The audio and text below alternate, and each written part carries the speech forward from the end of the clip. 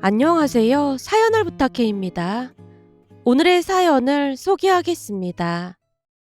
저는 며느리들이 그토록 싫어한다는 홀 시어머니입니다.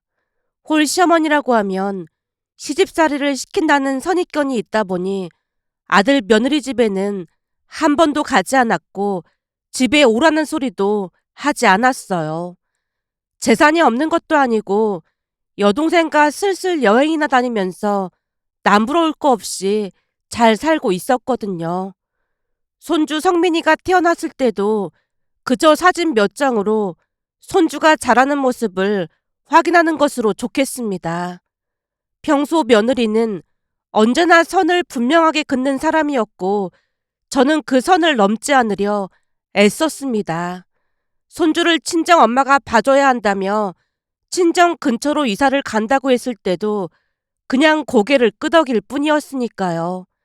한마디로 아들 내외와는 결혼 이후 서로의 삶을 존중하며 적당한 거리를 두고 살았습니다.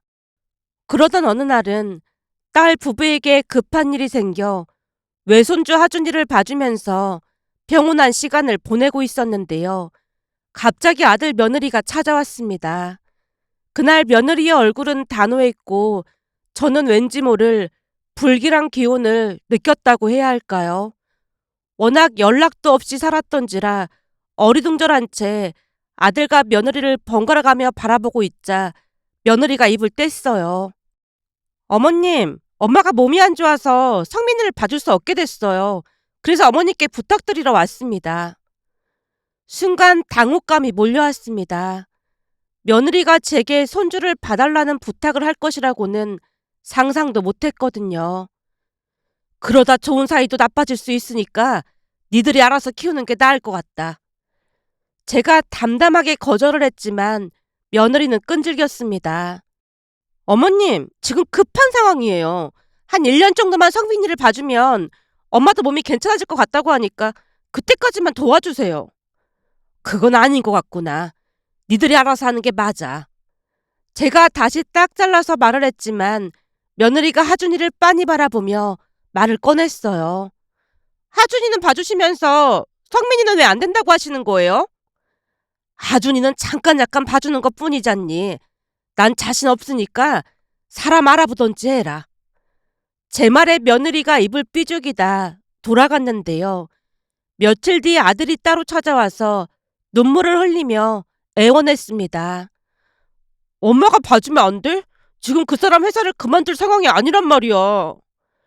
글쎄 안 된다고 몇 번이나 말했잖니. 제가 더 단호하게 거절했지만 아들이 무릎까지 꿇고 눈물을 흘리며 애원했어요. 자식이 울고불고 하는 모습을 보며 마음이 편할 부모가 몇이나 되겠습니까? 결국 손주를 맡아주기로 했고 아들 부부가 우리 집으로 이사까지 오게 됐는데 며느리가 한 말이 한동안 잊혀지지가 않았습니다. 어머님 힘드실까봐 저희가 크게 마음 써서 이사 왔어요. 며느리는 마치 그 모든 상황이 저를 배려한 것처럼 말했지만 그 속에는 뻔뻔함과 계산이 들어있다는 걸 단번에 알 수 있었습니다. 역시나 함께 사는 날이 길어질수록 며느리와 부딪힐 수밖에 없었는데요. 아침부터 저녁까지 성민이를 돌봐줬음에도 불구하고 고맙다는 말은커녕 오히려 제게 책임을 돌리기 일쑤였어요. 어머님, 성민이 이유식 시간은 지켰어야죠. 워낙 정신이 없다 보니까 조금 늦은 것뿐이야. 그래도 시간은 꼭 지켜주세요. 며느리 목소리에서 찬바람이 불고 있었습니다. 어느 날은 성민이 옷을 세탁기에 돌린 것을 알게 된 며느리가 인상을 찌푸리며 말했어요. 어머님, 성민이 옷은 손세탁 해주시면 안 될까요? 종일 바쁜데 내가 손세탁을 어떻게 해? 그러는 너는 성민이 옷을 손수 세탁해서 입혔니? 아니, 그런 건 아닌데 어머님은 저보다 살림 노하우도 많으시니까 가능할 줄 알았죠. 내가 집에서 노는 것도 아닌데 손세탁을 어떻게 해? 어찌나 어이가 없던지 며느리에게 쏘아붙였더니 며느리가 꼬리를 내렸어요. 그럼 성민이 옷만 따로 세탁 좀 부탁드릴게요. 아무래도 걱정이 돼서요. 나도 최선을 다하고 있으니까 정 마음에 안 들면 니들이 알아서 하던지. 제 말에 며느리가 눈치를 살피며 자리를 피했습니다. 또 다른 날은 성민이가 이유식을 잘 먹지 않아서 딸에게 하소연을 했는데요. 엄마, 하준이도 그래서 사서 먹여봤거든? 근데 엄청 잘 먹더라고. 예전 같지 않아서 파는 이유식도 괜찮으니까 내가 한번 주문해볼까? 그래? 그런 것도 있어? 그럼 내가 주문해볼게. 그럼 엄마도 한결 편해질 거야. 며칠 뒤 딸이 주문해준 이유식이 도착을 해서 성민이한테 먹였더니 정말로 잘 먹는 게 아니겠어요. 그날 퇴근한 아들 며느리에게 말을 꺼냈습니다. 우리 딸이 유기농으로 만든 이유식을 사서 보내주길래 먹였더니 얼마나 잘 먹는지 모르겠다. 네? 이유식을 사서 먹였다고요? 네가 준 레시피로 해봤는데 영 안 먹어서 사서 먹여봤지. 어머님, 그런 건 형님이 아니라 저랑 상의해야 하는 거 맞지 않을까요? 난 그저 우리 딸이 잘 먹는다고 하길래 반가워서 그랬던 건데 앞으로는 주의하마. 며느리가 방으로 들어가 버리자 아들이 사과를 했습니다. 이래저래 일이 많다 보니까 힘들어서 그런 것 같아. 엄마가 이해 좀 해줘. 그러게 그냥 따로 살았어야 했는데 하루 이틀도 아니고 여기가 내 집인데도 얼마나 불편한지 모르겠어. 그래서 말인데 니들 다시 나가 사는 건 어떻겠니? 그럼 나랑 부딪힐 일도 없고 할 거 아니야. 엄마, 그 얘기는 나중에 할게. 아들이 제 눈을 피한 채 방으로 들어가 버렸습니다. 어느 주말에는 외출을 하고 들어와 보니 누군가 제 방에 들어왔던 것인지 제 화장품이랑 이것저것들이 흐트러져 있었어요. 순간 아들 며느리를 앉혀놓고 뭐라고 할까 하다가 괜히 부딪히고 싶지 않아 그냥 눈 감아줬는데요. 그 뒤에도 기가 막힌 일이 계속 일어났습니다. 그날 아침은 평소와 다름없는 평범한 아침이었지만 남편 기일을 맞이해서 오래된 습관처럼 남편에게 갈 준비를 하고 있었어요.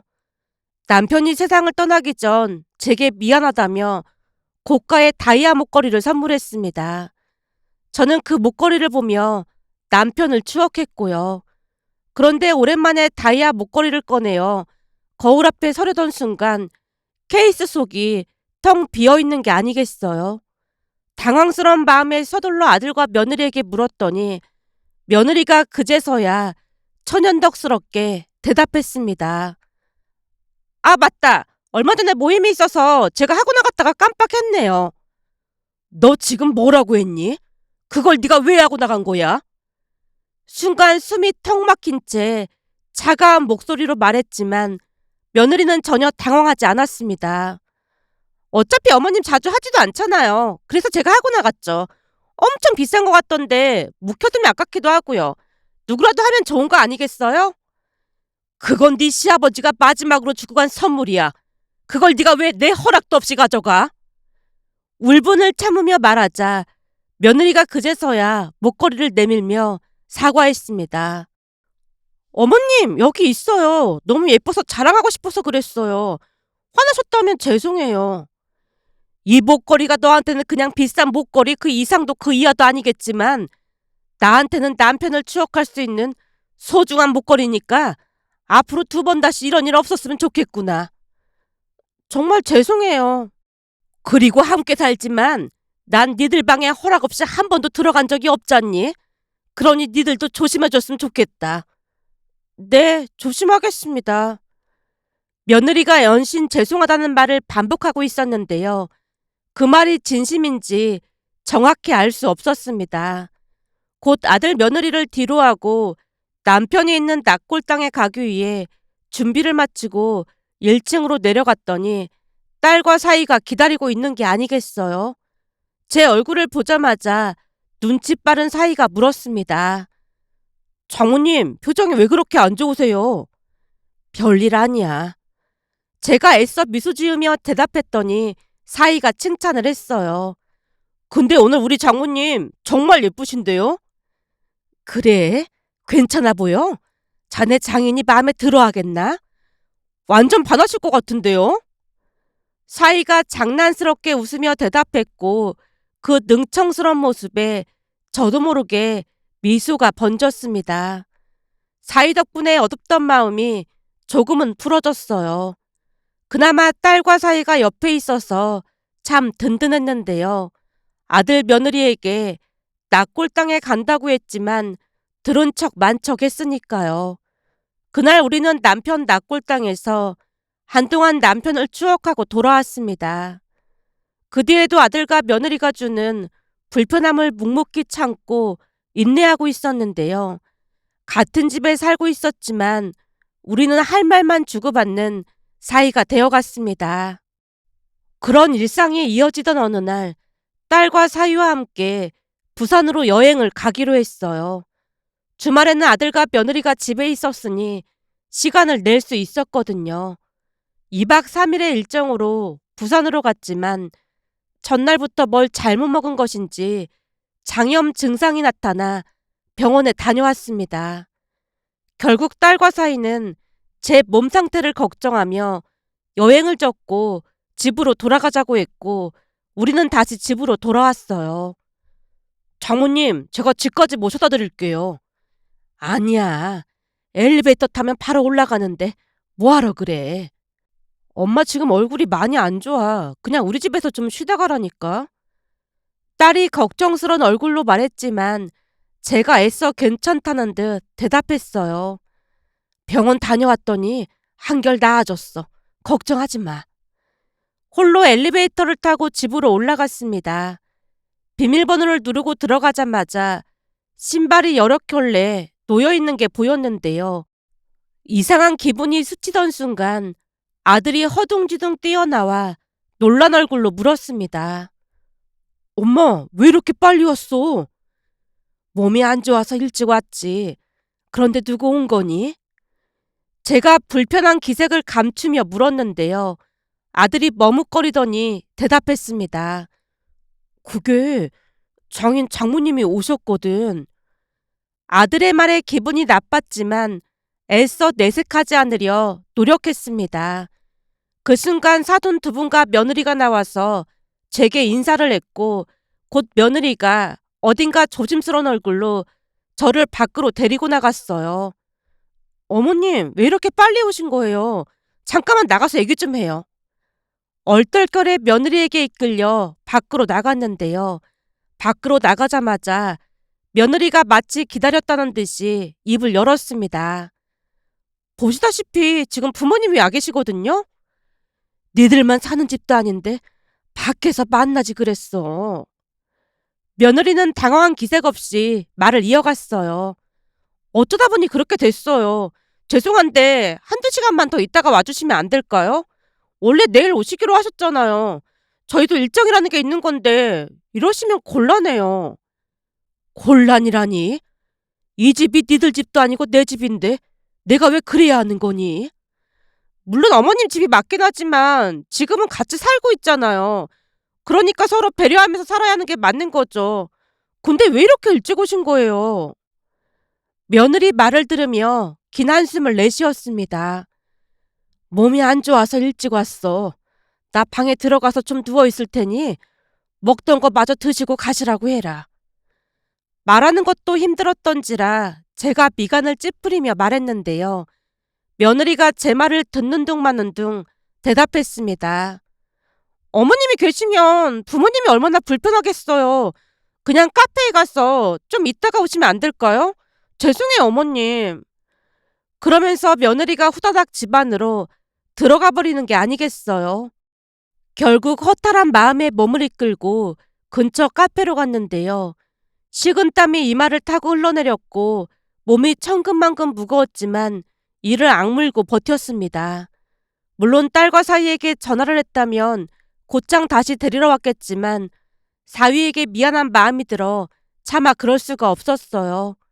하지만 시간이 흐를수록 숨쉬기가 더 어려워졌고 끝내 견디지 못하고 겨우겨우 다시 집으로 올라가서 초인종을 눌렀지만 아무 반응도 없었습니다.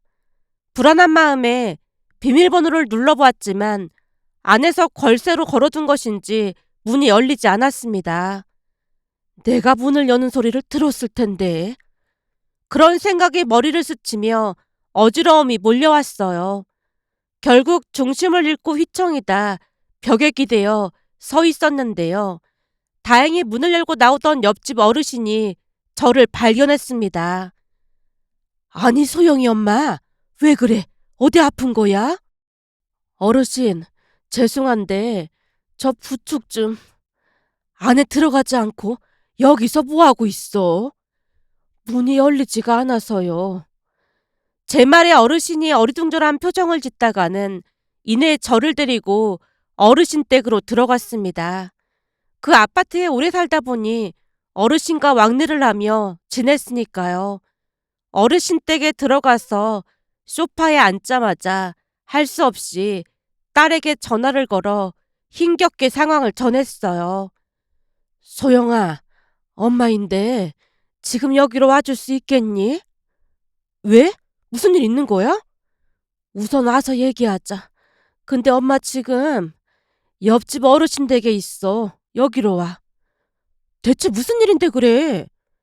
놀란 딸과 사이는 한달음에 달려와서 초인종을 눌렀고 어르신이 문을 열어줬어요. 할머니, 우리 엄마 여기 있어요? 소영아, 이게 무슨 일이라니 그래? 네 엄마 얼굴이 하얗다 못해 샛노랗게 변했어. 그래서 내가 네 엄마 집 초인종을 계속 눌러봤거든. 근데 안에서 분명히 인기척이 나는 것 같은데 모른 척 하더라니까. 우선 얼른 들어와서 엄마부터 봐라. 어르신의 말에 딸이 집 안으로 들어와서 제 얼굴을 보다가는 곧장 밖으로 나가서 우리 집 문을 세차게 두드렸습니다. 문 열어! 딸의 목소리가 거칠어져 갔지만 문은 여전히 잠겨 있었고 점점 딸의 두드름이 격해지는 듯 하더니 결국 딸이 문을 발로 차기 시작했습니다. 문 열어! 당장 문 열라고! 딸의 목소리가 어찌나 크던지 그 소리에 아들과 며느리가 허둥지둥 뛰어나왔는데요. 그 순간 딸이 기다렸다는 듯이 아들의 뺨을 올려붙였습니다. 그동안은 내가 신우이짓 한다는 소리 들을까봐 참았는데 너 이게 뭐하는 짓이야? 이게 니네 집이야? 딸의 목소리가 쩌렁쩌렁 울렸고 아들이 당황한 표정으로 말했습니다. 누나, 오해야. 정말 오해라고. 오해 같은 소리 하고 있네. 니들 당장 짐 싸서 나가. 지금 엄마 몸이 어떤지는 알고 이러고 있어? 딸의 분노는 멈출 줄 몰랐기에 사이가 딸을 겨우 붙잡고 말했습니다. 여보, 지금 그럴 때가 아니야. 장모님 병원부터 모시고 가야 할 것 같아. 그 말에 딸도 잠시 숨을 고르며 저를 바라봤습니다. 그렇게 저는 딸과 사위의 부축을 받으며 병원으로 향했어요. 병원으로 가기 전 어르신께 인사를 드렸는데요. 어르신이 들릴 듯 말 듯 말을 꺼냈어요. 이래서 딸이 있어야 하는 거네. 내 속이 아주 시원하구만. 소영이가 아주 잘한 거야. 어르신 말이 틀린 말은 아니었는데요. 저 또한 딸 덕분에 마음이 든든했으니까요. 하지만 그 와중에도 사돈은 집안에서 나오지도 않았습니다. 결국 저는 병원 신세를 져야만 했어요. 뒤늦게 아들 며느리가 찾아와서 사과를 했지만 그때부터 제 마음은 확고해져 가고 있었다고 해야 할까요? 태어나고 집에 돌아오자 아들은 눈치만 살폈고 며느리는 눈물을 머금은 채 제 앞에 서 있었습니다. 그런 며느리의 모습에서 무언가 크게 잘못됐음을 직감할 수 있었는데요. 역시나 며느리가 조심스레 입을 열었어요. 사실은 부모님이 무슨 투자를 하셨는데 그게 잘못돼서 집까지 팔았어요. 그래서 반지하 월세방을 구하셨는데 그것도 환경이 너무 안 좋아서 어머님 안 계시는 날에는 여기서 지내라고 했습니다. 순간 머리가 멍해졌는데요. 며느리 말을 들으며 불만 가득한 목소리로 간신히 물었어요. 그러니까 사돈 두 분이 내 방에서 지내셨다는 말이구나. 며느리가 머리를 숙인 채 대답했습니다. 네, 어차피 비어있는 방이라 큰 문제 없다고 생각했어요. 그 말을 듣는 순간 가슴이 답답해졌기에 크게 숨을 들이쉬고는 조용히 물었어요. 설마 니들 돈까지 투자에 넣은 건 아니겠지? 역시나 아들과 며느리가 제 눈을 피하며 쉽게 대답하지 못했는데요. 니들 전셋집에 들어갔던 돈도 다 날린 거지?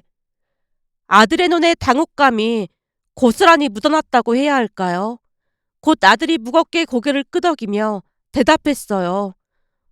그게 장인 장모님이 2배로 불려주신다고 해서 정세금을 빼서 여기로 들어온 거야. 그 말에 분노가 폭발하고 말았고 제가 버럭 소리쳤습니다. 니들이 미쳐도 단단히 미쳤구나. 그 순간 아들이 믿기지 않는 말을 내뱉었어요. 그래서 말인데 우리 집이 좀 크잖아? 장인 장모님이 안정될 때까지만 이 집에서 살게 해드리면 안 될까? 아들의 말에 제 귀를 의심한 채 얼어붙어 버리고 말았습니다. 너 지금 그걸 말이라고 해? 그럼 나는 어디로 가라는 거야? 엄마는 혼자니까 월세로 작은 방 하나 구하면 되잖아. 월세는 내가 내줄게. 아니면 누나 집에 가 있으면 더 좋고. 아들은 눈 하나 깜빡이지 않고 대답했어요. 순간 아들을 잘못 키웠다는 생각과 함께 며느리를 빤히 바라봤는데요. 유유상종이라고 했던가요. 역시나 며느리도 고개를 끄덕이고 있는 게 아니겠어요. 기가 막혀서 아무 말도 나오지 않았는데 며느리가 한마디를 덧붙였습니다. 어머님, 이번 한 번만 도와주시면 안 될까요? 아니면 당분간만 남은 방 한 칸만 쓰게 해주셔도 될 것 같은데. 방 한 칸을 쓰다니? 제가 참을 수 없는 분노에 목소리를 높였는데요. 당분간만 부모님이 여기서 지내면 좋을 것 같아서요. 며느리의 목소리에서 침착함마저 느껴졌기에 온몸에 소름이 돋았습니다. 더 이상 버틸 수가 없었기에 제가 외쳤어요. 나 머리 아프니까 니들 나가봐. 말이 끝나기 무섭게 아들과 며느리가 황급히 집을 나갔는데요. 그 뒤 더욱 기가 막힌 일이 일어났습니다. 몇 시간이 지나고 밤이 깊어지자 문 밖에서 소란스러운 소리가 들려왔고 문을 열어보니 아들 며느리가 사돈 2분을 모시고 다시 돌아온 게 아니겠어요. 사돈이 뻔뻔한 얼굴로 저를 향해 웃으며 말을 건넸습니다. 사돈, 당분간만 신세 좀 지겠습니다. 그 말을 듣고 잠시 멍해 있다가 차갑게 대답했어요. 나는 허락한 적 없으니까 돌아가 주세요. 어머님, 아까 허락하셨잖아요. 며느리가 오히려 따져묻는 모습에 편두통이 일었는데요. 그들은 저를 상관조차 하지 않았고 며느리가 2사람의 짐을 이미 방으로 옮기고 있었습니다. 그 모습이 너무 어이가 없어 제가 문을 쾅 닫고 방으로 들어갔는데요. 잠시 생각에 잠겨 있다가 짐을 대충 챙겨 집을 나서려던 찰나 아들이 다급히 물었어요. 엄마, 어디가? 내일 모레까지 다들 네 집에서 나가. 안 그러면 나도 따로 생각이 있으니까 각오해. 엄마, 지금 상황이 안 좋으니까 제발 이해 좀 해줘. 나는 앞으로 아들 없다고 생각하고 살 거니까 모레까지 당장 짐 싸서 나가. 알아들었어? 제가 아들을 다그치고 있었지만 며느리가 들은 척도 하지 않고 여전히 무심하게 서 있을 뿐이었습니다. 결국 아들 며느리를 노려보다가 밖으로 나갔더니 옆집 어르신이 기다렸다는 듯이 저를 데리고 들어갔어요. 대체 어딜 가는 거야? 속이 너무 시끄러워서 당분간 딸네 집에 가 있을까 해서요. 이 사람아, 내가 방금 그 집 며느리가 하는 말을 들어보니 말이야. 어르신이 저를 주방으로 잡아 끌더니 목소리를 낮춰 다시 말을 이어갔는데요. 어르신이 믿기 힘든 이야기를 꺼냈습니다. 어르신의 말에 의하면 사돈 2사람과 며느리가 1층에서 실랑이를 벌였다네요. 엄마 아빠 맘 독하게 먹어야 돼. 엄마 아빠가 한 달만 이 집에서 버티면 시어머니가 불편해서 알아서 나갈 거야. 그럼 엄마 아빠도 편하게 여기서 살 수 있는 거고. 그래도 사돈을 쫓아내는 건 좀 그렇지 않을까? 엄마 아빠가 대형 사고 쳐놓고 지금 그런 말이 나와? 그럼 엄마는 그 집 같지도 않은 그 집구석에서 계속 살겠다는 거야? 아니, 그런 건 아니지만 그래도 이건 아닌 것 같으니까 그렇지. 우리부터 살고 봐야지. 엄마가 다른 사람 편히 봐줄 때야. 그러다 사돈이 안 나간다고 버팅기면 그때는 어쩔 건데. 내가 누구보다도 우리 시어머니 잘 아는데 자식이라면 아주 끔찍한 분이거든. 거기다 손주인 상민이까지 있는데 절대 우리 못 내쫓아. 아마도 며칠 화내시다가 작은 방 하나 얻어서 나가실 거야. 거기다 시어머니는 가진 돈도 많아서 걱정할 필요 없다니까. 그러니까 땡전 한 푼 없는 엄마 아빠나 걱정해. 어르신이 말을 전하며 저를 빤히 쳐다봤는데요. 너무나 어이가 없어 아무 말도 할 수 없었어요. 곧 어르신이 침묵을 깨고 다시 말을 이어갔습니다. 요즘 며느리들이 무섭다는 소리 많이 들어봤지만 직접 보니 오금이 저리더라니까. 근데 지금 이 와중에 가긴 어딜 가려고 그래. 저 족속들 당장 내쫓아야지. 그러다 그 집 빼앗기면 어쩌려고 그래. 잠시 어르신의 말을 곱씹다가는 차분하게 대답했어요. 집 명의가 제 이름으로 되어 있으니까 내쫓으면 그만이에요. 그나저나 어르신 신경 써주셔서 정말 감사합니다. 우리가 서로 알고 지낸 시간이 얼만데 고맙긴. 그나저나 아들 며느리가 저러는 거 알면 하늘에서 소영이 아빠도 편히 못 지내겠구만. 착한 사람들한테 어쩜 저런 며느리가 들어왔을까 그래. 제 아들도 똑같은 인간인데 제가 누굴 탓하겠어요. 제가 땅이 꺼져라 한숨을 내쉬자 어르신도 덩달아 한숨을 내쉬었습니다. 옆집 어르신께 감사 인사를 드리고 딸네 집으로 가서 있었던 일을 전부 말했더니 한동안 딸과 사이가 말이 없었는데요. 잠시 후 사이가 제게 물었어요. 장모님 생각이 중요할 것 같은데 저대로 그냥 두실 건가요? 제 생각엔 뭔가 조치를 취해야 할 것 같아서요. 사위의 말은 차분했지만 그 속에 무언가 힘이 느껴졌고 잠시 눈을 감고 생각에 잠겼는데요. 어쩌다 이렇게까지 됐을까 하는 생각과 함께 아들을 잘못 키웠다는 죄책감까지 밀려와서 속이 아렸습니다. 하지만 특단의 조치를 내려야만 했기에 사위를 향해 조용히 물었어요. 가만둘 수 없는 노릇 아니겠나? 내가 어떻게 해야 할 것 같나? 제 생각에는 변호사를 선임해서 일을 진행하는 게 맞을 것 같습니다. 이런 말씀 드려서 죄송하지만 처남댁 가족이 장모님을 너무 만만하게 본 것 같거든요. 그러니까 장모님이 자식 앞에서 한없이 마음이 약하다는 걸 알고 막 나가는 거겠죠. 사위에게서 변호사라는 말을 듣던 순간 제 안에서 무언가가 무너져 내렸다고 해야 할까요? 부모 자식 간의 소송이라니 막장도 그런 막장이 없었으니까요. 제가 사위의 얼굴을 뚫어져라 바라보며 대답했습니다. 알겠네. 그럼 그렇게 하자고. 제 말이 채 끝나기도 전에 사위가 눈을 크게 떴는데요. 딸도 놀라기는 마찬가지였습니다. 장모님, 진심이세요? 당연히 진심이지. 그리고 그동안 자식 교육 잘못 시켰으니 이제라도 똑바로 시켜야 할 거 아니겠나. 이서방 자네가 변호사를 좀 알아봐 줄 수 있겠나? 사위가 조용히 고개를 끄덕였습니다. 역시나 그들은 시간이 지났음에도 나가지 않고 버티고 있었어요. 물론 무단 침입으로 경찰에 신고를 할 수도 있었지만 무슨 일이 일어나고 있는지 그리고 제가 얼마나 분노하고 있는지 확실하게 보여주고 싶었습니다.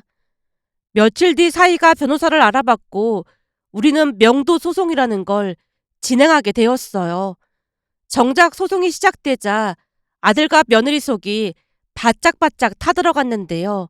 제가 소송을 진행하리라고 전혀 예상치 못했던 모양으로 얼마 후 아들 며느리가 찾아왔습니다. 둘은 진심으로 놀란 얼굴이었는데요. 엄마, 아들한테 소송을 걸다니 지금 우리 겁주려고 하는 거지? 그 말에 차분하게 그러나 단호하게 대답했어요. 겁? 지금 이게 겁주려고 하는 것 같아? 난 앞으로 아들 없다고 생각하고 살 테니 날 원망할 것도 없어.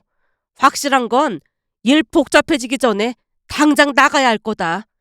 버틸 수 있으면 어디 버텨보던가. 그러자 며느리가 울먹이며 애원했습니다. 어머님, 저희가 잘못했습니다. 곧 나갈 테니까 몇 달만 더 살게 해주시면 안 될까요?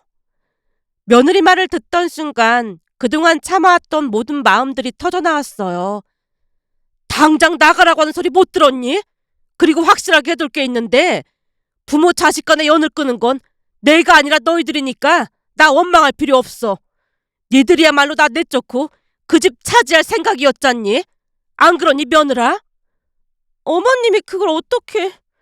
네가 날 내쫓았잖아. 그게 내 집을 차지하겠다는 심부가 아니고 뭐겠어. 그러니까 앞으로 나는 세상에 없다고 생각하고 니들끼리 잘 살아. 더 이상 인간 같지도 않은 것들하고 말 섞고 싶지 않으니까 당장 나가. 어머님, 잘못했습니다. 급한 마음에 제가 그만 나쁜 생각을 했어요. 제발 한 번만 용서해 주세요. 며느리가 무릎을 꿇고 싹싹 빌어댔지만 그 길로 내쫓아버렸습니다. 그날 아들 며느리에게 쓴소리를 하는 내내 속이 텅 비어가는 기분이 들었습니다. 결국 얼마 뒤 그들을 모두 내쫓을 수 있었는데요. 어느 날 딸이 하는 소리를 들어보니 며느리가 친정 부모와도 대판 싸우고 연을 끊었다고 했어요. 그리고 둘은 여기저기 대출을 끌어모아서 방 2칸짜리 오래된 다세대 주택에 월세로 들어갔다고 했습니다. 그 모습을 보면서도 안타까운 마음이 조금도 들지 않았습니다. 그렇게 얼마 뒤 과일 바구니를 사들고 옆집 어르신을 찾아갔는데요. 어르신이 몸서리를 치며 고개를 내저었습니다. 그 집 며느리가 자기 부모한테 막말을 해대는데 아주 살벌하더라니까. 아주 난리도 그런 난리가 없었어. 그래도 현명하게 잘 처리해서 얼마나 다행이야. 그동안 마음고생 심했지. 어르신 너무 감사했습니다. 이래서 집안에 사람이 잘 들어와야 한다는 말이 있는 거 아니겠어. 어르신 말을 들으며 다시금 깨닫는 게 많았습니다. 남편 떠나보내고 나름 자식들을 애지중지 잘 키웠다고 생각했는데 자식 일은 제 뜻대로 되지 않는다고 했던가요? 그동안 남의 집 자식 이야기를 들으며 우리 자식들은 안 그러겠지라는 생각을 하며 지냈는데 이런 일을 겪어보니 제 자신이 참으로 어리석다는 생각이 들었습니다. 며칠 전 며느리에게 전화가 왔지만 받지 않자 문자로 명절에 찾아오겠다는 말에 여행을 간다며 단박에 거절을 했습니다. 추석 명절 남편에게 찾아갔다가 혼자 여행이라도 다녀올까 합니다. 그날 며느리 전화를 받으며 씁쓸한 마음이 들어 이렇게 글 남겨봅니다. 오늘의 사연은 여기까지였습니다. 즐겁게 보셨다면 구독, 좋아요 부탁드립니다. 고맙습니다.